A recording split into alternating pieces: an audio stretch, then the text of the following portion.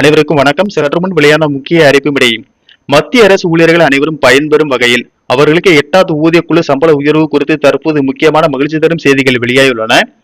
இதை பத்தி உருவாக்க நம்ம வீடியோல பார்க்க போறோம். வீடியோவை கடைசி வரைக்கும் ஸ்கிப் பண்ணாம பாருங்க. வீடியோக்குள்ள போறதுக்கு முன்னாடி இந்த வீடியோ லைக் பண்ண பிரஸ் பண்ணிக்கோங்க.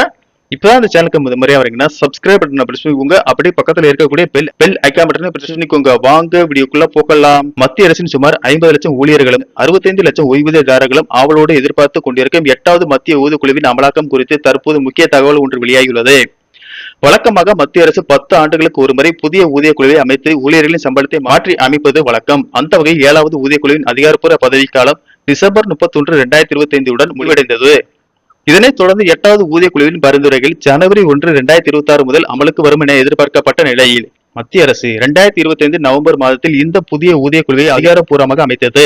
ஊதியக்குழு தனது அறிக்கையை தயார் செய்து அரசு அதனை ஏற்றுக்கொண்டு நடைமுறைப்படுத்த காலம் எடுக்கும் என்றாலும் இது முந்தைய தேதியிட்ட முறையிலேயே அமல்படுத்தப்படும். அதாவது புதிய சம்பள உயர்வு 2027 ஆண்டின் இறுதியில் நடைமுறைக்கு வந்தாலும் இது ஜனவரி 1, 2026 முதலே கணக்கிடப்பட்டு இடைப்பட்ட 18 முதல் 24 மாதங்களுக்கான நிலுவைத் தொகை ஊழியர்களுக்கு ஒரே தவணையாக கிடைக்க வாய்ப்புள்ளது. தற்போது ஊழியர் சங்கங்கள் 3.83 என்ற ரிட்டர்ன் ஃபேக்டரை அமல்படுத்த வேண்டும் என்று வலுவாக வலியுறுத்தி வருகின்றன.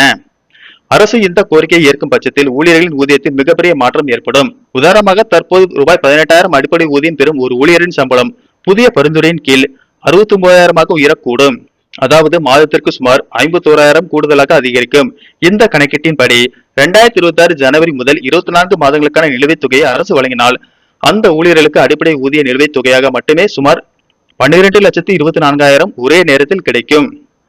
ஒருவேளை இந்த நிலுவைத் தொகை 18 மாதங்களாக குறைக்கப்பட்டாலும் அந்த தொகை ரூபாய் 9,18,000 தாண்டும் என்று கணக்கிடப்பட்டுள்ளது. நன்றி, வணக்கம்.